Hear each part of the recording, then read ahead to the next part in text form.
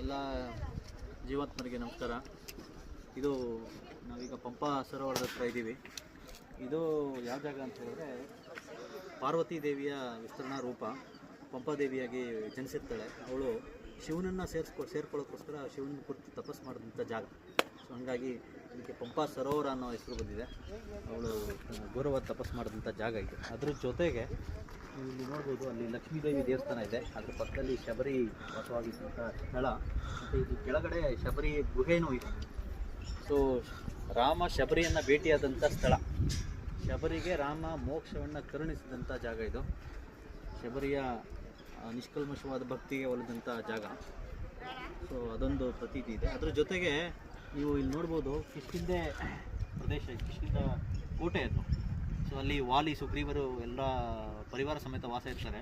So Anjaneya ಮೊದಲನೇ ಬಾರಿಗೆ ಈ ರಾಮ ಲಕ್ಷ್ಮಣರು ಸೀತೆ ನೋಡ್ಕೊಂಡು ಬಂದಾಗ ಅವ್ರ ಮೇಲೆ ಅನುಮಾನ ಬಂದು ರಾಮನ ರೂಪದಲ್ಲಿ ಬಂದು ರಾಮನನ್ನು ಪ್ರಶ್ನೆ ಮಾಡುವಂಥ ಜಾಗ ಇದು. ಸೊ ಅಲ್ಲಿ ಅವನು ರಾಮ ಅನ್ನೋ ವಿಷಯ ಗೊತ್ತಾಗಿ ರಾಮ ಮತ್ತು ಲಕ್ಷ್ಮಣರನ್ನು ಅಲ್ಲಿ ಆಸ್ಥಾನಕ್ಕೆ ಕರ್ಕೊಂಡು ಹೋಗುವಂಥ ಜಾಗ. ಸೊ ಇದು ತುಂಬ ಪವಿತ್ರವಾದ ಸ್ಥಳ. ಹಾಗಾಗಿ ಇದು ಐತಿಹಾಸಿಕ ಹಿನ್ನೆಲೆನ ಹೊಂದಿದೆ. ತುಂಬ ಚೆನ್ನಾಗಿದೆ. ಎಲ್ಲರೂ ಬನ್ನಿ ವೀಕ್ಷಣೆ ಮಾಡಿ. ಇಲ್ಲಿ ವಾತಾವರಣನ ಸ್ವಚ್ಛವಾಗಿಡೋದಕ್ಕೆ ಪ್ರಯತ್ನ ಪಡಿ.